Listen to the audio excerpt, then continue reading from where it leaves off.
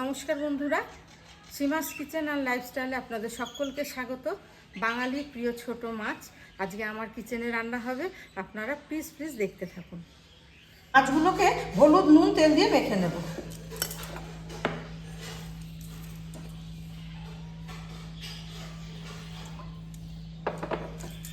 নুন হলুদ তেল দিয়ে মাছগুলোকে খুব ভালো করে মেখে নিলাম। এবার মূল রান্নাটা শুরু করি, চলুন। গরম সর্ষের তেলে মাছগুলোকে ভেজে নেব।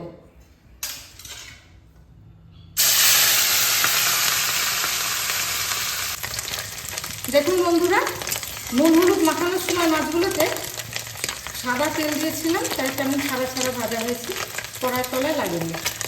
দেখুন বন্ধুরা, মাছের নুন হলুদ মাখানোর সময় সাদা তেল দিয়েছিলাম, তাই ভাজাটা কেমন ছাড়া ছাড়া হয়েছে।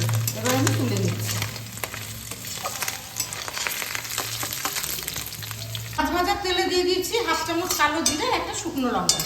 এবার দিয়ে দিচ্ছি দুটো কুচনো পেঁয়াজ।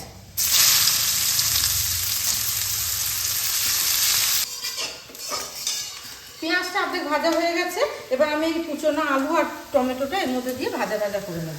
এই যেরকম সরু সরু করে আলু কুচিয়ে রেখেছি।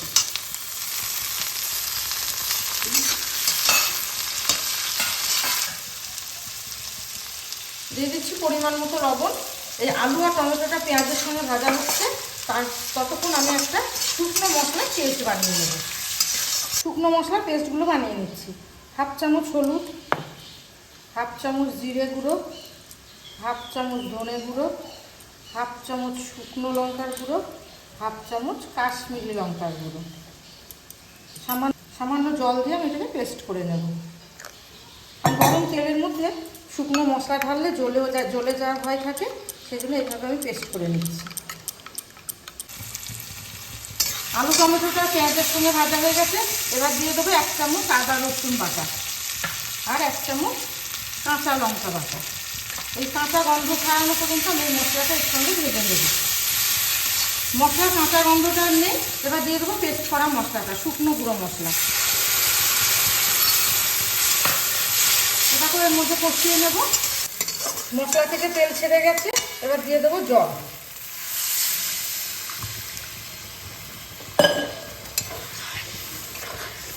ঝোলটা ফুটে গেছে, এবার ভেজে রাখা মাছগুলো এর মধ্যে দিয়ে দিচ্ছি। ভালো করে মিশিয়ে নিতে হবে। উপর থেকে দিয়ে দেবো একটা টমেটো কুচিয়ে রেখেছি আর 3টে কাঁচা লঙ্কা। ঢাকনা চাপা দিয়ে 5 মিনিট কুক করে নেব।